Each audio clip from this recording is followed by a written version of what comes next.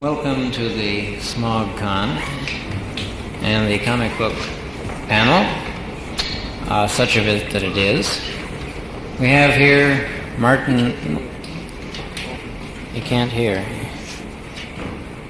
as I have just been corrected, as I realized instantly as I said it, Marvin Wolfman, one of the new lights at National Periodical Publications, known to all and sundry for no good reason as DC.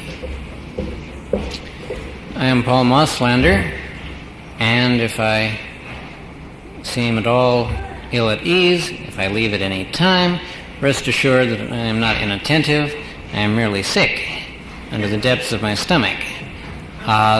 This is not from wild life last night. This is from something that crept into my system yesterday morning. It hasn't crept out again, but is trying manfully. In any case, awaiting the arrival of Mike Friedrich, old trusted friend who is sleeping comfortably in his truckle bed, I imagine, as I wish I were. And awaiting later in the program the arrival of Harry Harrison, old EC artist and writer, present Hugo-winning science fiction writer, and Ted White, science fiction writer, and, well, as he explained it, editing FNSF, he had the power to reject but not to buy, so rejecting editor for FNSF, and writer of the Great Gold Steel Captain America book. While awaiting all of these wonderful people, and anyone else who may show up, I give you Marvin Wolfman. Marvin. I'm yours. Ask questions, I guess. Okay, you are... Can anyone hear? So I can't.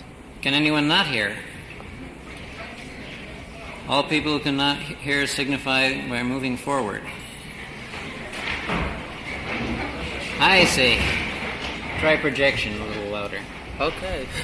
I will. Ask a question. Ask a question, he asks. You have just gotten into the comics business from the heights of fandom. Or depths. Or depths, as the case may be. How was this accomplished? Through great difficulty. Possible? You are in on that. Oh, this is the...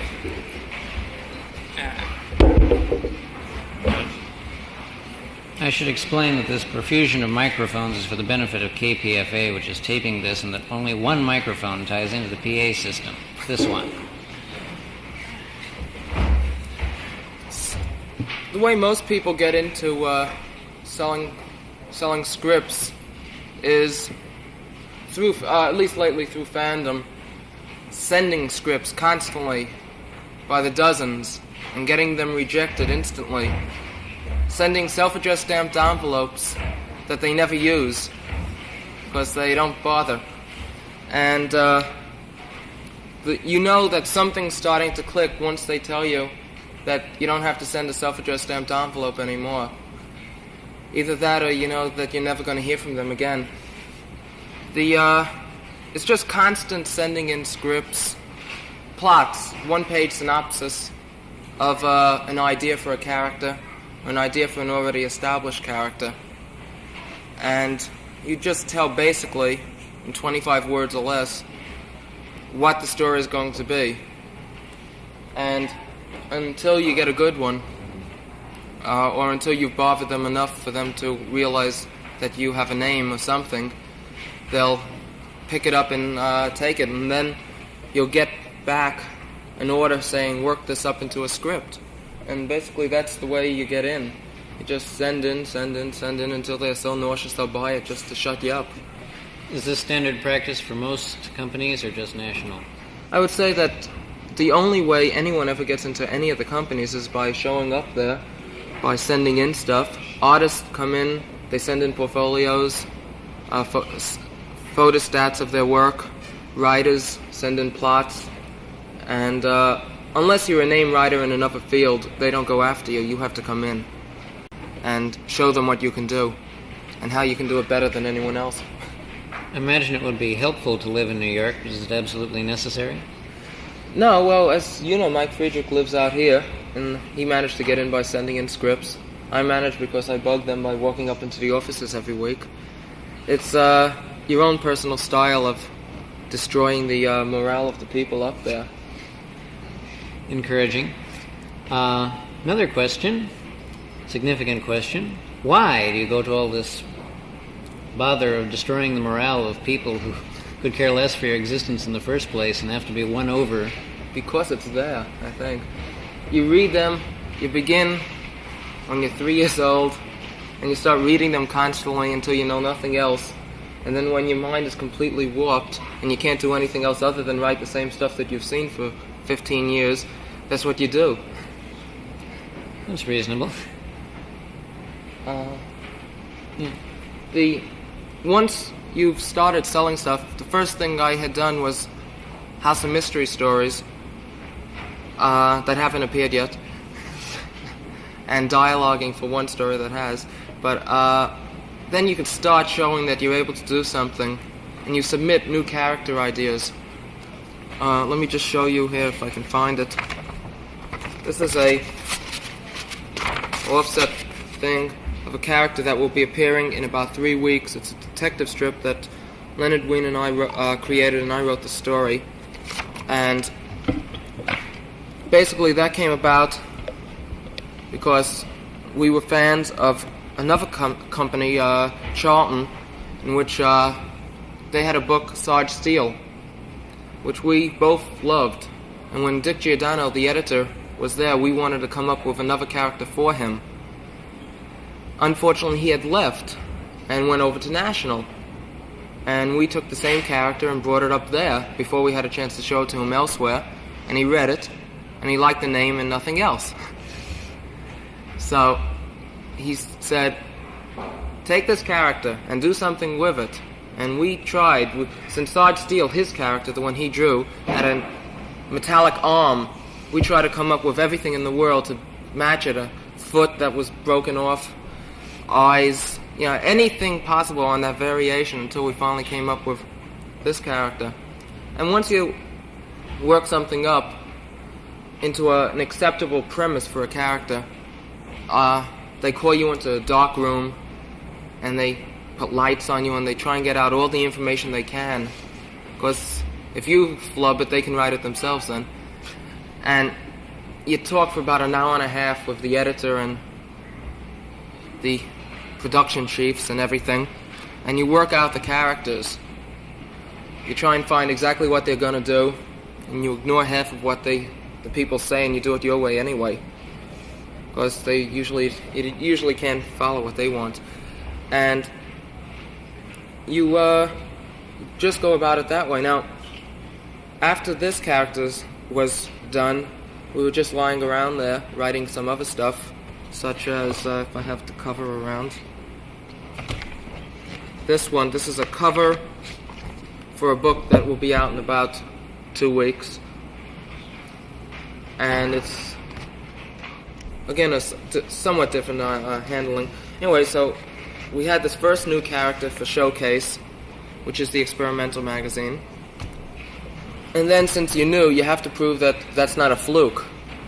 And you have to come up with something equally as interesting. So, starting about in April, you'll see another character appearing in Showcase in the Sword and Sorcery vein that we also wrote. And I think when you see it and you find out who the artist is, if you're knowledgeable in comics, you'll be pleasantly surprised. He's been out of the field for quite a while and he's come back. Could you give any other vague hints as to who he is? He's very good. He could do anything. Oh. That's what we were told. Thanks. In fact, we're not even supposed to know who he is. Oh. Speaking of that, how much control does the creative artist, either art artist or writing artist, have in working with an editor? It really depends upon the editor that you're working with. Now, I've worked with 3 different editors, and the editor that you have most control over your own material is Dick Giordano, who's in charge of Dead Man, The Creeper, Secret Six, and books like that. Basically, as I said before, you write a simple version of the plot. Now, if he likes it, there's usually very, very little editing on it. If he doesn't like it, then you'll have to just rework parts. Dick is the type who, if he sees something one way, but you come up with it another way, and it's just as good as he sees, he won't force you to do it his way, which unfortunately many editors, I know, in other companies as well, do. They want it their way. And fortunately Dick doesn't. Joe Orlando, who I worked with, doesn't force you to do it his way. Some of the other editors do want their look in the book. You'd know when you read a Stan Lee book, no matter who writes it, you know it's Stan Lee. You know usually a book is Julia Schwartz. You know when a book is Mort Weisinger, the Superman line of books. You can tell, but with some editors, they want each book to be different, and that's the way it should be. Each book should have its own look, appeal to its own person, be its own thing, and that's the way Dick Giordano, the editor I mostly work with, works. And he allows you to do your thing, not his thing, which is the best way. Speaking of working with editors, I know Mike has worked mainly with Julia Schwartz, and particularly in the wearing down process of getting into National. Do you recommend sending scripts at one editor or shotgun across the board if they have more than one editor? Well, I had always sent in my plots to Julia Schwartz, who has never bought one yet. And you usually sent her on one editor because you can find out very quickly what they like and what they don't like. You read the books, you know what they want, but that doesn't show what they like. It just shows the final product of what happened. You aim it at one editor, and if you get, after about 30, 40 plots that are rejected, you'll start getting letters back telling you what's wrong. And from there you can piece together what to do. And that's basically where you work. Fortunately, with Dick Giordano, I sold the first story, so I didn't have the feeling out process because, as I said before, he lets you do your own thing. He doesn't want his look in the book. He wants your look. So, if you're sending in plots, I would suggest sending them to one editor until you find out what he wants. And once you're in, they'll find out about you. And then you could send to other editors as well. But the thing is to get the name. If, by the way, anybody has any questions at any time... on anything, on anyone. Yes, please ask them and try and shout for the benefit of KPFA. And I will repeat the question for the benefit of KPFA, and then we'll answer the question for the benefit of KPFA. Everything. A Yes, KPFA question. production. As far as I know, not at National. I don't believe he'll be at Marvel either. I don't know where he is right now. Just down south. Someplace. That's south. Could you repeat the name for the benefit of Graham Ingalls. Gasty Ramming? Okay. Other Any questions? other questions? Yes? Whatever. Gil Kane is currently doing one issue of the Teen Titans. He'll be taking over Captain Action with Wallace Wood inking. He wrote and is illustrating some sword and sorcery stories for House of Mystery. And about 40,000 other things as well. He's very, very fast. Yeah, it's on with Mike Sikowski now, you know. Gil's back at National. Savage will be out again, as will a science fiction magazine by the same house. But he'll be working at National as well. Any other questions? Yes? Murphy is currently... Didn't you see the latest Adam Hawkman? Murphy penciled the entire story and he inked half of it. Murphy will be inking all the Spectres from now on, and has been under Jerry Grandinetti. He's also inking Joe Kubert's Hawkman, coming up soon, and other things. He's working for National full time. The Spectre has been brought back again. He's alive. He's Too bad. it's It will run, I believe, till issue 9 under Julia Schwartz, and then it's switching over to Dick Giordano, and it's going to have a completely new look. Any other questions? Send a script to an editor. How can you be sure it gets to the editor? Just write the editor's name. Without going, it doesn't go through the regular fan mail. It'll go with the regular fan mail, but he'll read it. It'll take time. But they do pass it on to the editor. All the letters go to the editor. If you send a letter to Green Lantern's mail chute, it will go directly to Julia Schwartz, nobody else. And he'll spend time and read it. When you send a plot, don't expect it to be read within a week, don't expect it in 2 weeks. They get hundreds of plots in.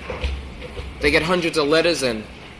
And they also get the plots by the regular writers, and for some reason they have a tendency to read the stories that the regular writers wrote first. Can never figure that out why. Any other questions? Kurt Swan is working on Jimmy Olsen. He will be. He's doing Adventure, but it's switched over to Winslow Mortimer. He's doing Superman stories. They're still in the Superman line of books. I'd like to know myself. I don't know. I believe he left the comic field.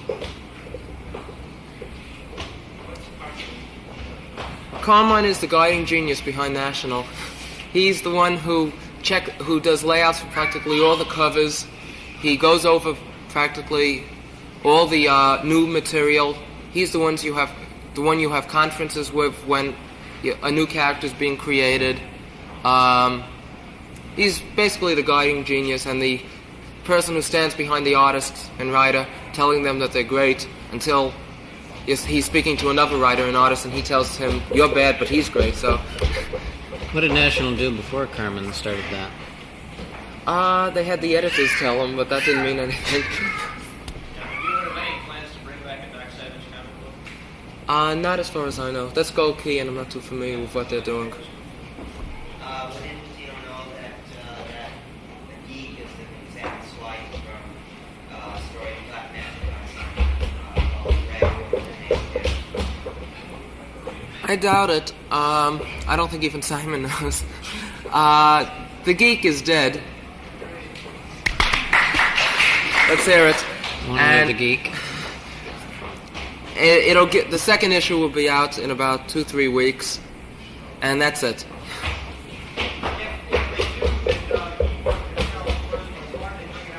They didn't know that. The sales reports haven't even come in yet. It's just that it was decided not to publish that particular book for the present because of audience problems. Superheroes at the moment are very poor sellers. You go away from the hero trend. You don't go towards it. If you've noticed, the last few showcases have not been superheroes. Angel and the Ape, Batlash. Next one, Johnny Double, detective stuff. The issue after that is a mermaid-type story called Dolphin. Very good. We're staying away from the superheroes because that's it. After 10 years, you get sick of it. You go into other stuff, you experiment. We're trying a lot of stuff that hasn't been done before. And I noticed you mentioning that Sword and Sorcery was going to creep into House of Mystery and so forth. Would that give any hope for the Viking Prince? I would hope so. Unfortunately, I wouldn't want to see anyone other than Joe Kubert draw it, and Joe is tied up tremendously with Enemy Ace, Sergeant Rock, covers for practically everything, retouching stuff, writing. As you might know, he's writing some of the Sergeant Rocks. He's really tied up very much, and I'd rather not. National is, though, coming out, as I say, with 2 Sword and Sorcery books. One will be in about 3 months in Showcase, written by Denny O'Neil, and the other one in April. Yes? Do you have any idea why Joe Kubert's drawing panels from stories? Production problems and time problems work in here. When you have a normal editor who is not an artist himself, he'll have the artist come in, even if it means holding the book back. But Joe is so fast and so much better than anyone else in the business, that if he doesn't like a panel, he'll redraw it. himself. For time problems only, really. If a panel isn't just what it should be, because it's the stuff you're talking about, that 3-page that Chuck Quidera did. Yeah, well, you have time problems, and he's the editor now, and he can't get in touch with everybody immediately. Quidera, I don't believe, lives in New York. Now, that would mean mailing it out to him and waiting for him to finish it and come back. It's much simpler to do it there, right then, and get the whole book finished. Because Joe, don't forget, does do artwork as well, aside from the regular editing that he works on. Two questions. First of all, why was Schottenberg switched to action? Why was a character by the name of his name is Novak? Why was who switched to action? Schottenberg? Yeah. And Novak put on Lois Lane? Yeah. A new look. We wanted to get the books to look different. Why? For 10 years, Lois Lane has been going in one way. When you're trying to change the look of a book. So they felt that Schaffenberger would probably be better on Lois Lane. I mean on Supergirl. And Novak, who's quite good, would do a very good job on Lois Lane. And I think it's worked out for the most part. Whose? Who has a few questions? We can go from there. Novak's?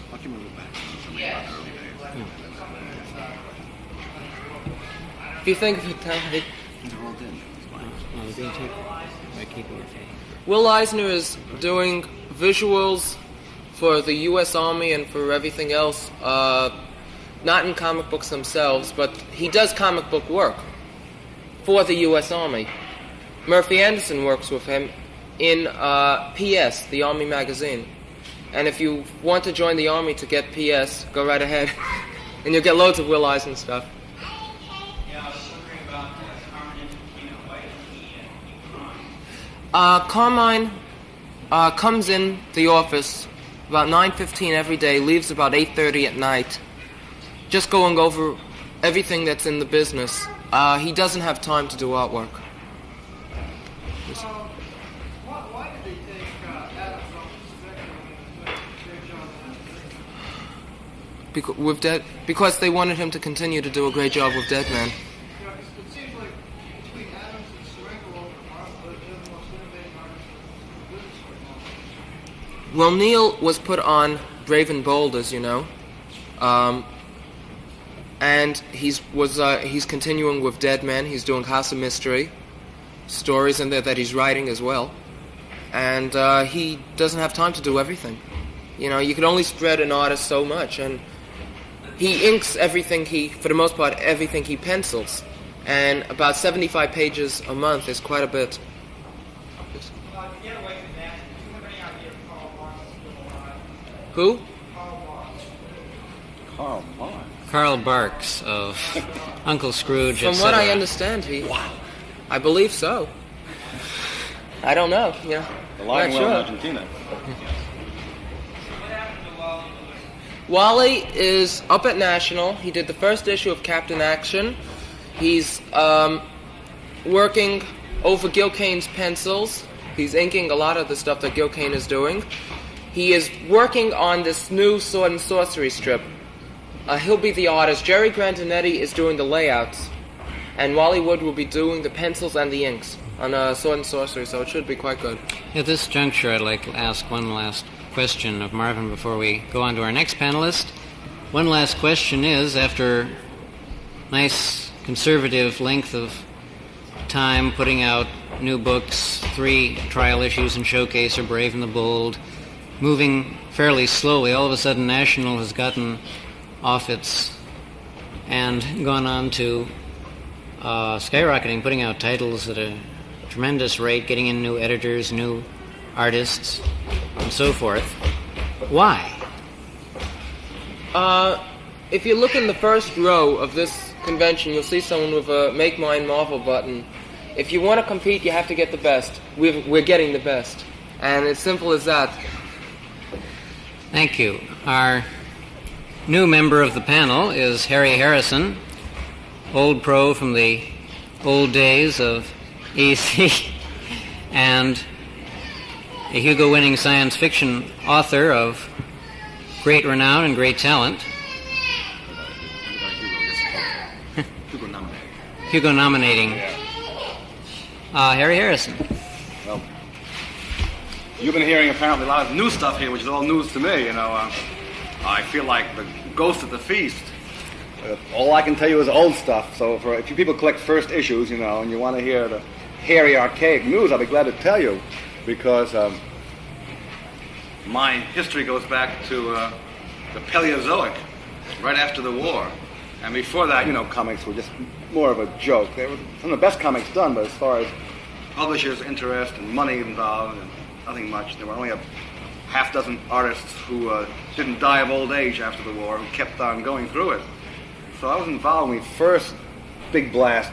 Bernie Hogarth used to do Tarzan. You may know his stuff. Very good artist. Started a school called Cartoonist Illustrated School, and we all hairy-handed ex-GIs. We all did it in GI Bill, Just get $15 a month art supplies and sell them for whiskey, right back to the art store. And they're all there. Think back now. Wally Wood and Roy Krenko and what's his name?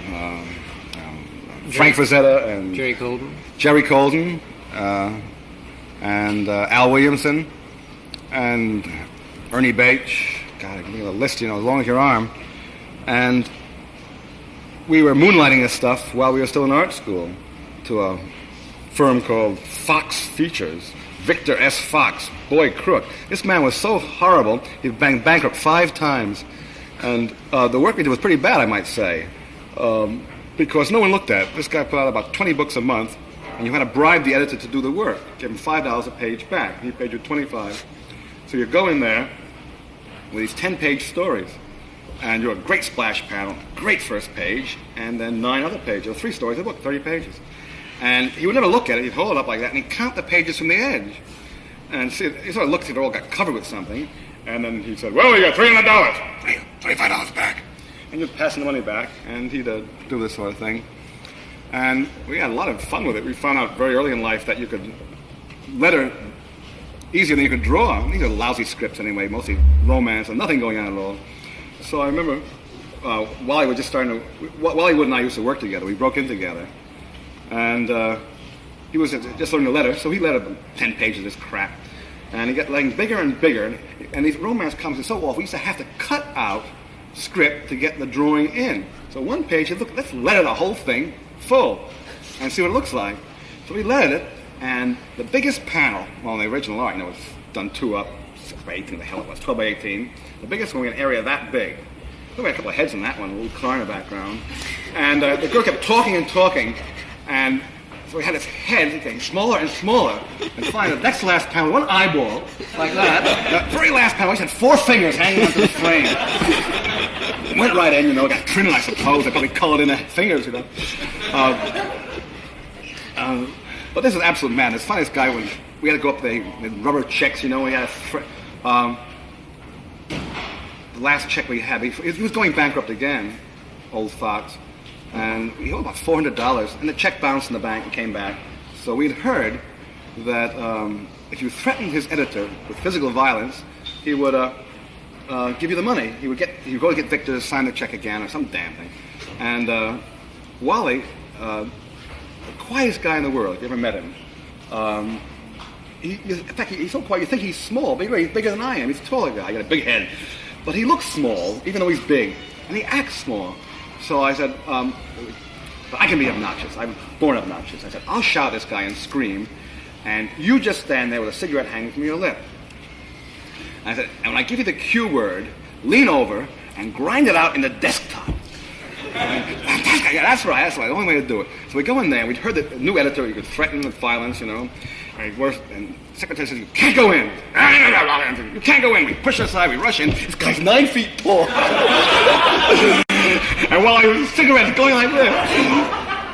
So, and he's wrapping a package that's tied with strings. I said, listen, at least all that can happen while I said myself is we can get killed. So I said, listen, you son of a bitch, give us the money. I hit the table, and he started shaking. I said, oh boy, he's got a live one here. A big fat coward. So I kept threatening him, and he kept every time he almost had his damn package, I'd shout and he'd drop the nut again. So finally, got to the very end, I said, now take it away, or who the hell are you? And I gave Wally the... He leaned over, he put it out right in the middle of the package. He missed the desk. Well, the poor guy sank down, you know, and he wrenched out the check, came back with money. So you know, this was the kind of thing we were involved with. And then, frankly, you know, we couldn't do any more. We were just starting art students, and the stuff we found was lousy. This was so bad you can't imagine. Absolutely bad. And then there were more sales going, and we heard about this firm downtown that was doing Western romances, you know, a pathetic form of comics, to say the least. But we bought a book of horses. We had a lot of horses to swipe. So we said, let's go do Western romances. They're called True Love Comics and Real Bible Comics. Trying to be Bill Gaines, who you all know now. They changed the name. It was educational. It was one of about 18 house names. And most of the checks we got were from, real life love and real Bible stories, you know. So we went down and saw Bill, and they had a little office down there on 225 Lafayette Street. And they had one lousy artist there who was acting as art director. What's the hell's name? Editor of Mad now. Feldstein? Feldstein, Al Feldstein. He was a better editor than artist. His stuff always looked like it was cut out of sheet metal with shears. He'd ink it like this, you know, heavier and heavier. And Al was sort of acting as art director, and his buddy, they were penciling together, whose name I also forget, like Italian name? German name. These two guys were in the office, and we came with our samples, you know, and all the photographs traced off of the horses. And we started doing some work for him. And I was a science fiction fan, and I got Wally interested in science fiction, and the magazine was doing all right, and he said, Bill, I want to do some new magazines. So we said, why don't you do a science fiction magazine? No, what about that? So we started, Al thinking about it, and he started stealing stories, you know, making scripts out of them.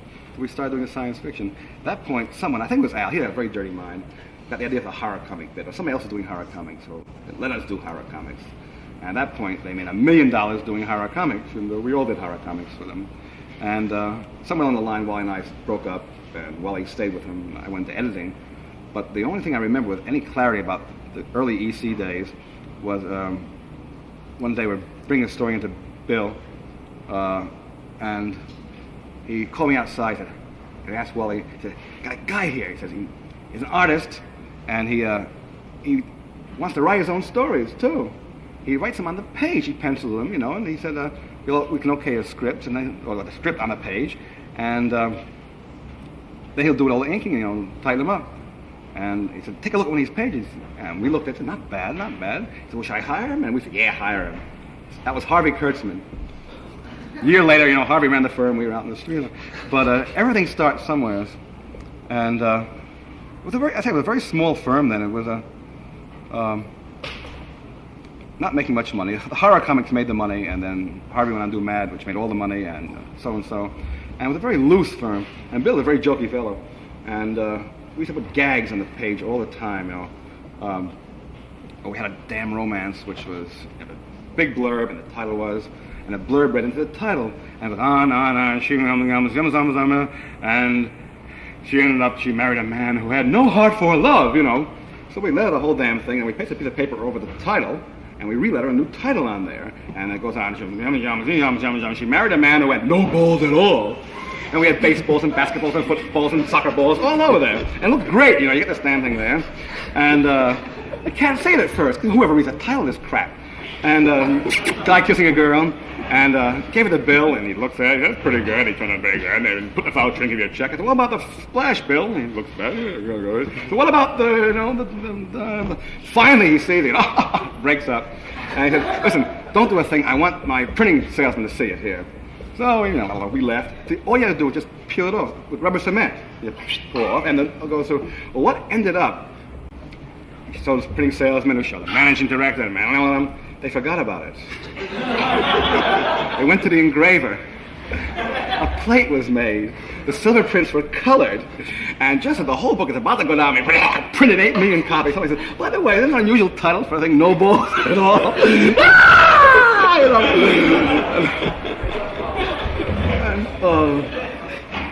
There are other great scenes that are too evil to repeat, but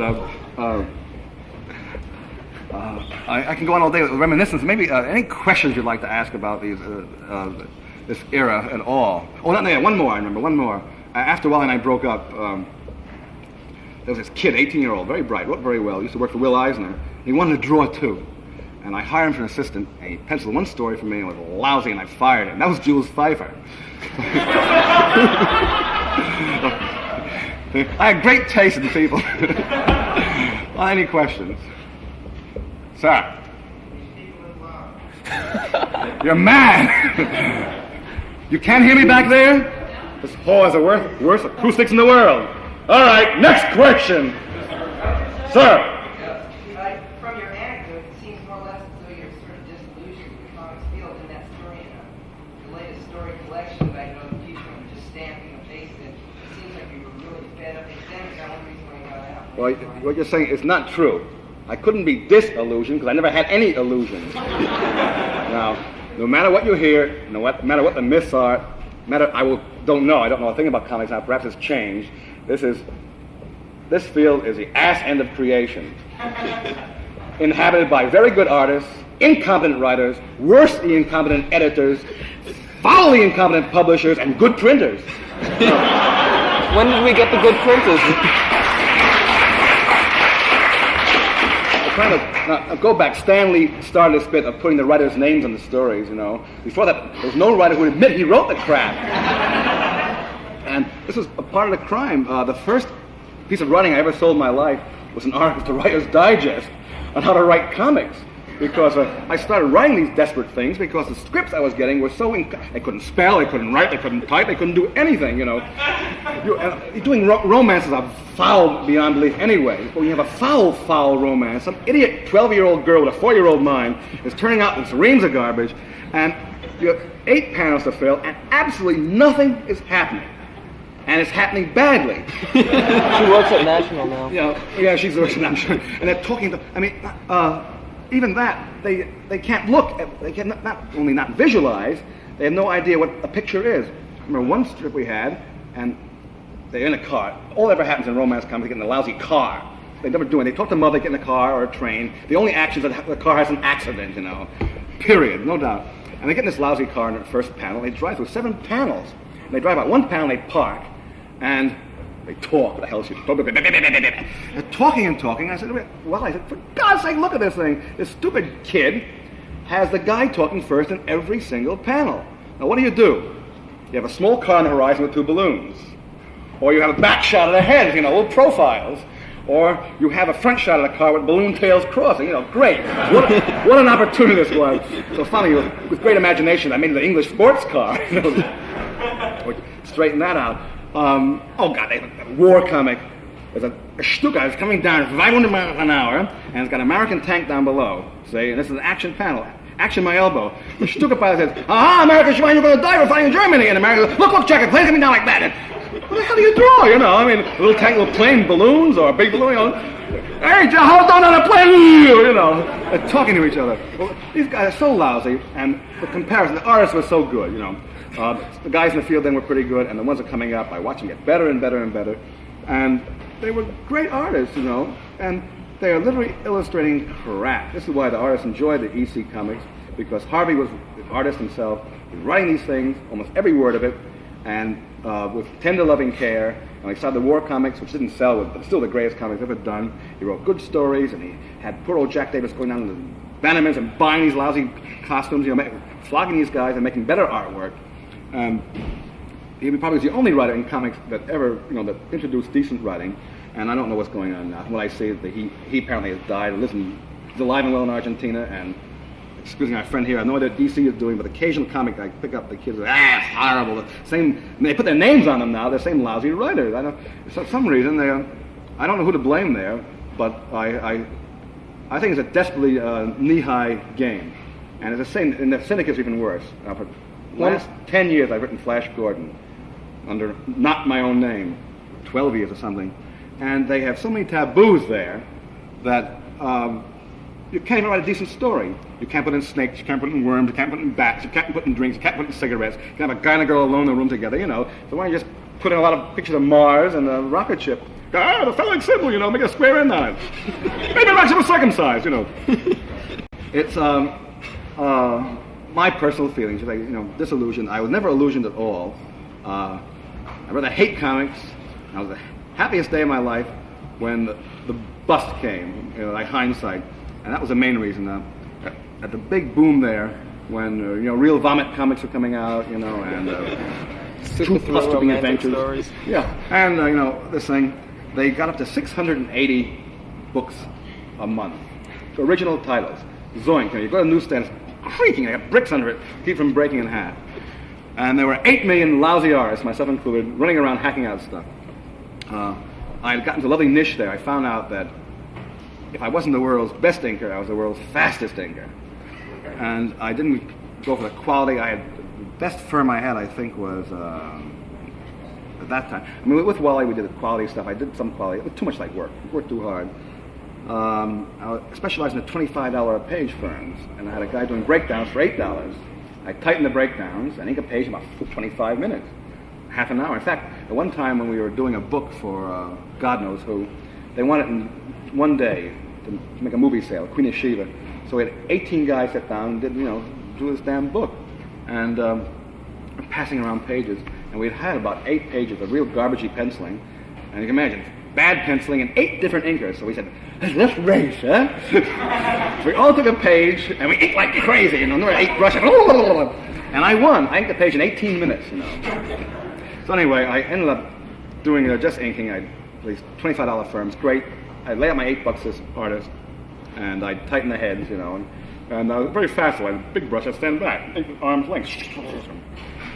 And these 680 books are going on like great guns, and then this mad kraut, Dr. Wertheim, he doesn't need anything, you're ruining a little children's life with these lousy comic books. And so they got a big stir, and they had a congressional investigation, and poor old Bill Gaines goes on television. Oh, God. And his books were real vomit, so that's why they sold best, because they had vampire restaurants a guy wanted them by mistake, and they're on the menu for little kids, Puss Burgers, and so they had a lot of Bill's books, and he had a beautiful cover up there, and television, and it's, I think, 2 hands. One holds a head, big red jelly blood, the other hand holds an axe with blood on it. And they say, now, is this the kind of thing you got to do for the kiddies, Mr. Gaines? I don't see anything wrong with that. You don't see anything wrong with that? I said, no, that's not bad. A little head. I mean, I got nice clothes. And it could be worse. Could be worse, this guy on television. What do you mean it could be worse? He said, well, how can it be worse? He said, well, going to show the bottom of the neck with the blood and the bones and everything. So,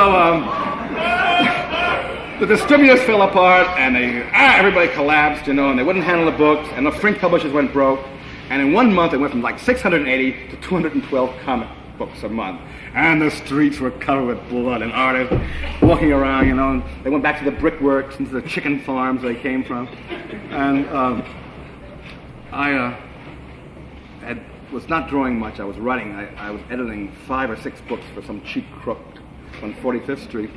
And I mean cheap, this guy's a lawyer. Richard and Creosote, he had an apartment in West End Avenue. But I had to squeeze money out of him. And I remember one day he was going away for a long weekend. I said, money, give me money. I got money. The artist is dying, I'm dying. And I opened my wallet. I said, nothing, money. He said, I can't give you. I said, give me $50. Let me give you your wallet. I'll tear money. He said, I have no money, Harry. Look, he opened his coat. He had a whole ragged hole in his inside pocket. I don't have enough good clothes for myself. I cried, but I took his wallet out of his pocket and opened it. It was a $20 bill. I took it away from him. It was big time stuff. And this kind of guy went back to, his law practice, and the artists went back to their egg farms. And I was just in the fringe of doing a lot of editing at the time in these crap comics. And somehow I conned this publisher into believing I could edit magazines as well. And this is another crook publisher. I specialize in crook publishers. John Raymond. Oh, there's a schlock outfit down there. And we did rocket stories and science fiction adventures, which sold very well, by the way. In fact, they'd still be going if he had to pay his printing bill. This guy was such a crook that fantasy flopped, sold about 35 or 40%. But science fiction adventures was selling 80%, the print order. But he wouldn't pay the printing bill on fantasy, so the printer held the type on the next issue, and a month went by, 2 months went by, and that was the end of the magazine. But if you say disenchanted, you're so right. I mean, words fail me. They really don't, but I don't want to say what I'm thinking. Any more questions? Sir. Were you so so disgusted with the crud in comics, might actually have inspired you to do something good for a change, and you went into science fiction? It was sort of the other way around. I was always interested in science fiction. I'm a fan, 7 years old, first magazine, wow. Card carrying member, first fandom, I got here to prove it. But I thought I wanted to be an artist. This was my highest goal. I wasn't a very good artist. But I was still a fan all the time. So for fun, for kicks, really, because I was making a fortune at comics. The year they folded, I think I made about this is a good, long time ago. I made $5,000-$6,000 in like 4 months. And next 8 months, I made $400. But as for kicks, I was illustrating science fiction magazines and doing some book jackets for Marty Greenberg for Gnome Press, just for fun, like $12 for a book jacket. Marty's a very nice guy. And therefore, I got involved with the science fiction circle. And I knew all the writers in New York, just as buddies. I was Harry the artist, they were Joe the writer kind of thing. And I was illustrating Worlds Beyond for Damon Knight. And I should have done the whole issue. I mean, the third and last issue. I did about 3/4 of it, nice little drawings, and I got very sick. I had throat infection, like 2 weeks to sit up, so I was lying in bed, and I could type. So I typed a story out, and I went back to see him, and as an old buddy, I said, Damon, what do I do with this story? I've written this story, what should I do? He said, let me read it, I'll tell you about it. He read it, he said, I'll give you $100 for it. Boy, this beats artwork, And it's in that third issue. In fact, the only one of 2 stories I didn't illustrate. If I illustrated my own story, I really would have made it. But I started writing a little bit, and having been an art hack or an artist, you work for money. There's no glory in art. I mean, rarely do you do anything you want to do. This is why we enjoy working for Bill Gaines, because we got him going on science fiction, and off his damn Western romances and the horses and girls. But you just illustrate. You go to an art director and he says, now I got 3 inches by 5 inches, and a picture of a dog eating a guy and blood. And you say, right. You go back, you take out your swipe file, you get a dog, you get a blood, you draw it, bring it back, and you work for money. So when I started writing, I sold the story, and Fred Poole anthologized. It's a great beginning, wow, 1 story. I should do more of these, but science fiction is hard. And I wrote a few that it's difficult to do, but I said, great hack, right, me. Why don't I do something else? So I started writing everything, the way I started drawing everything. In that sense, the artwork helped, because I figured, make money. I'm in New York, I know all the editors. Let me write what sells. So I wrote a lot of men's adventures, There I was hanging the volcano by my fingernails, and how did I get there? And you flash back. I did a lot of confession stories. Great. I had a doctor friend feeding me material from the hospitals. My iron lung baby. Great stuff. True, there are 9, on the average, 9 women a year who give birth to a child who are in an iron lung. But, they're in and out of the iron lung kind of thing. And they come out, but great, but press. How can I press? I have no muscles, doctor. This stuff. Did a lot of this garbage. And earned a living at it while I was starting to write science fiction, which I did, for love, you might say, but I wrote everything and anything that came along. So in that sense, artwork helped. It taught me to be a hack. But otherwise, no inspiration at all.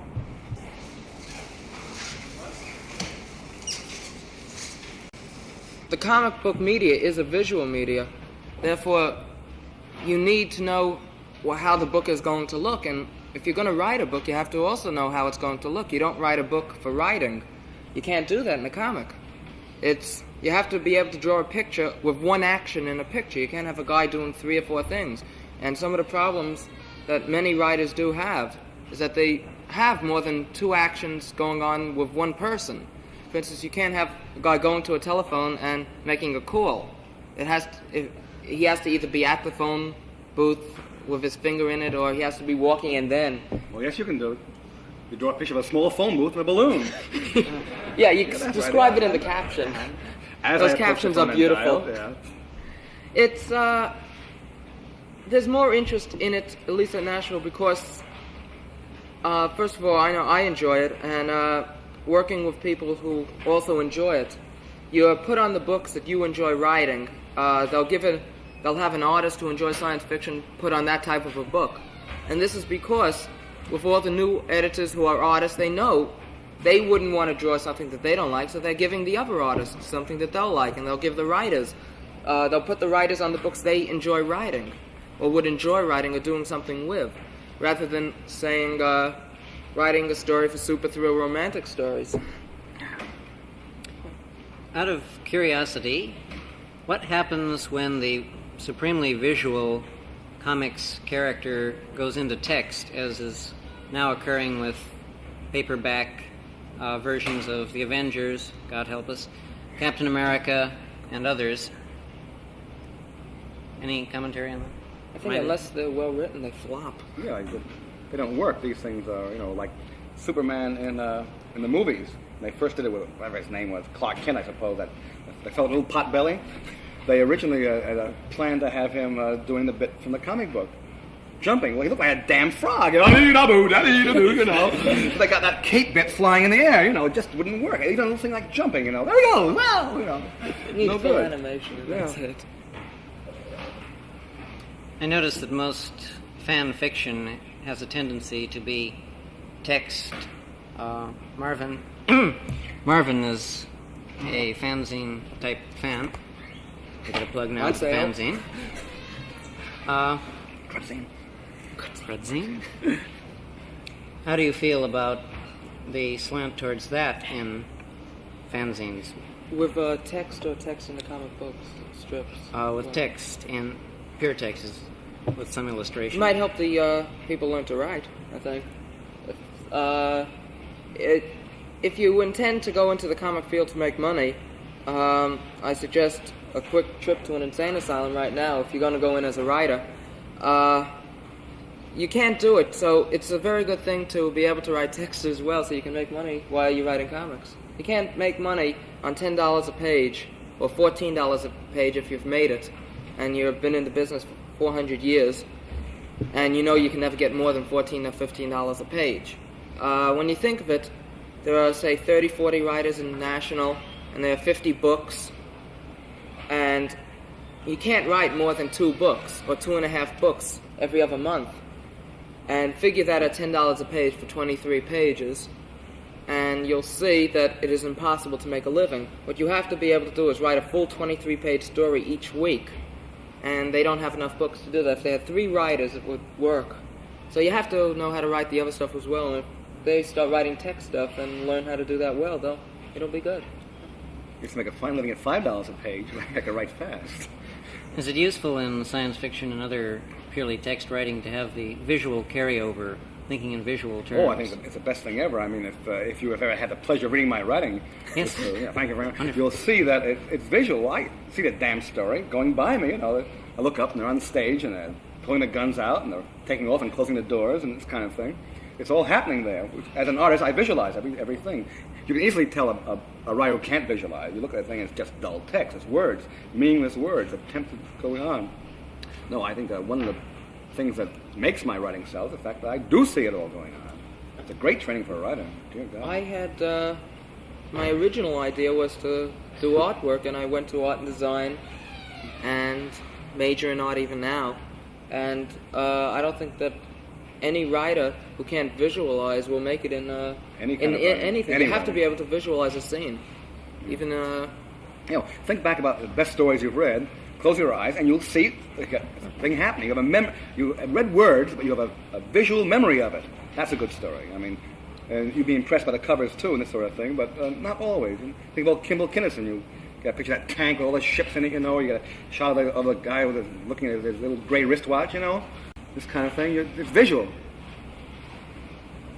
Other questions? Yes. I didn't hear at the beginning of the development. Did you ink Wally Wood's work at the beginning as National? The second question is, or did you pencil? The second question is, have you go through any syndicated scripts? When we first broke in, Wally had never had any art training at all. He came from somewhere in the Midwest, and he was really bad. And I had been in school for a couple of years, and I used to do it in high school. And I was bad, but he was worse bad. And I could ink. So he used to say, I taught him to ink, but I taught him about a month and a half, and he went way ahead of me. And what it was, we were just so incompetent, both of us, we just would push the pages back and forth. We'd do I used to do mostly breakdowns. One thing about Wally, he's a lousy layout man. He just can't design a panel. He's learned mechanical rules since then. But he'll take any one of his bad layouts and he'll keep inking it until he forces a composition on it only in the inking. But if you go back and look at the layout, nothing there at all. So I'd lay out, I'd break down the script usually, and he'd tighten a bit of it, and then he'd do all the heads, and I'd do most of the figure work, and we had Roy Crinkle doing backgrounds, this kind of thing. Roy, I'd say, Roy, one page here, let's ask you a panel. Little rocket ships and things. And Roy had worked about a day and a half on one panel, and we put a few more heads on the page. You pick the page up, and wow, all you can see was Roy's panel, one page of background. He'll complain all the time, oh, you guys, I work too long, I can't do it. And then, I don't know, we pushed it around, and then we had a breakup because he was a much better artist than I was. I was getting into writing anyway, and we had a fight about something or other, and I think it was late at night. He used to fall asleep at the drawing board. We took on 8 million jobs at a time. We worked always 3 days straight, and this means 3 days, just sitting at the drawing board for 3 days. And I used to go lie down once in a while for an hour, but not Wally. He'd sit there inking away, and I'm talking to him in silence, look up, and there he had a brush in his hand, eyes closed, sound asleep. About 10 minutes in, open his eyes, dip the brush in, and go right back to work, And he got very good about this time at brush swiping. We do most of the job. We do at least 1 or 2 panels on every page, pass them around, look pretty good. And then it's about 6 in the morning, the job's due at 9, and we start going faster and faster, and no more penciling at all. And I'd be doing a few more heads, I give him swipe, and we put the photographs away, and you swipe from other people, and he could take a brush and fill a panel in like that, as long as he's looking at something up there. And he had a panel he liked very much, and we had a cracked plane out of some old Kniff thing, and at that time, Wally had to be reassured all the time that he was the world's greatest artist. He wasn't then, he probably is now, but he was pretty bad. We were both pretty bad. And he said, wait, how about that panel? Isn't it a great panel, And I said, yeah, it was even better the first time when Kniff did it. He was cut to the quick, and out of that first fight, and things went out from there, and we broke up. But we couldn't afford, the swipograph. We had a good artist at the time had a machine that projected in there, and you see the same panels going over and over again. And you still see it now. I mean, swiping is what keeps the artist alive. You can't do all this stuff. The worst artist swipe, like Joe Orlando, the world's worst artist. This guy couldn't draw flies, and he thought Wally had the best style in the world. And what Wally did have was a very identified style this time. And he went to work as an assistant. If you see earlier Orlando, it's sort of bad wood. I don't know what it looks like now. Not anymore. Not anymore. Beautiful. It was awfully bad wood, and then bad wood, and then mediocre wood, and then it was wood. And then he quit and went out for himself. You have to swipe to stay alive. And so I say some artists do it all the time, and some are still doing it. I said I've been moonlighting Flash Gordon on and off for over 10, 12 years. In Europe, I was doing it not full-time. I was doing all the daily scripts and Sunday scripts. And Dan Barry was doing the dailies, and people, Harmon helped him, various people helped him. And what I always do in the stories is make sketches, and rough sketches for Dan, because he really is not a science fiction artist. He likes science fiction, but he hasn't got the visual imagination for new machinery. So I tear articles out of magazines, or with spaceships. I'm a great doodler, so I doodle up fancy spaceships. I did one, it was an asteroid search, and it had a lot of, I think I stole from a George O. Smith novel for that matter. And it was a ship lost, and Flash and a girl locked in there, sex in space, him and his damn jockstrap. And meanwhile, I keep changing point of view back to the searchers. I had to get all these guys out there at once to start searching. So I designed a mothership with these little search ships, just a regular cigar shape, and a lot of stubs on it, and small ships all around it. And they go off, you see an airlock, nice stuff, good detail. And I roughed it out, and Dan improved it immeasurably. If you can get a hold of it, in the dailies, beautiful job.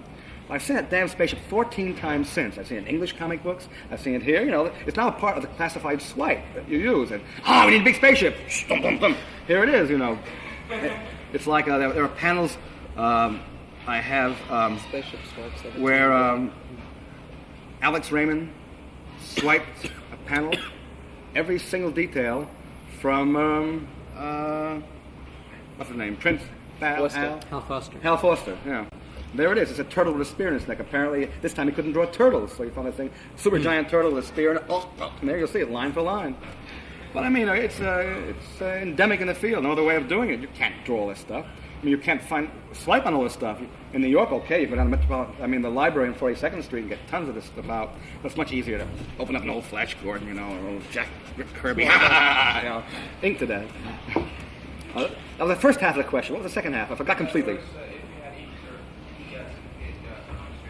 No, just Flash Gordon. About 10, 12, 15, 14 years ago, science fiction is going up like this. And King Features owned the title Flash Gordon. And they had this desperately awful Sunday going on, you know, with, what's his name, drawing it. And they wanted a daily. They started a wholly new daily, and they had asked Dan Barry to do it. He tried 2 or 3 writers, but the very few writers had no comics and no science fiction. And we met in Europe, both living in Europe at the time. And I started running it, and I did it for about 10 years. And then I sold my vomit-proof typewriter. I just couldn't, choked up like this, you know. Comes a time you just can't write comics anymore. So, in the end, well, the bar must be open. I see they're all leaving. Excuse me, sir. How much leakage is there from not from comic books, to comic books, but other media like TV, radio? As of now, I have no idea. I only can say that unless they've been proved, the writers are terribly bad in comics. They don't have enough brains to steal anything. You know, they're just incompetence, and most of the editors were incompetents, were failed writers. And that's guys who weren't able to write comics. Therefore, they used to doodle around. They used to have up at D.C. a hat full of one roaring faggot. They used to change your panels around on you with your feather's kneecap.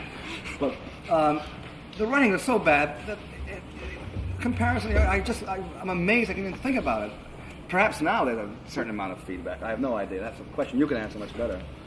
I'm not too sure on exactly, you know, well, how much goes either way. We tried it with some cases, but many of the people was the question television writers are coming in or people from comics going out? Feedback from other media. Yeah. Oh, I missed part of it. You could probably find nice swipes. If you need Western you know, you have to write Western comics. You go see a Western, then you write 43 variations of it. Yeah. Which was probably taken from a comic book anyway. Right. It should have been. Any other questions? In that case, we'll conclude the panel. I thank Marvin Wolfman of National Periodical, Harry Harrison, ex of EC, now of Science Fiction, and thank you for coming.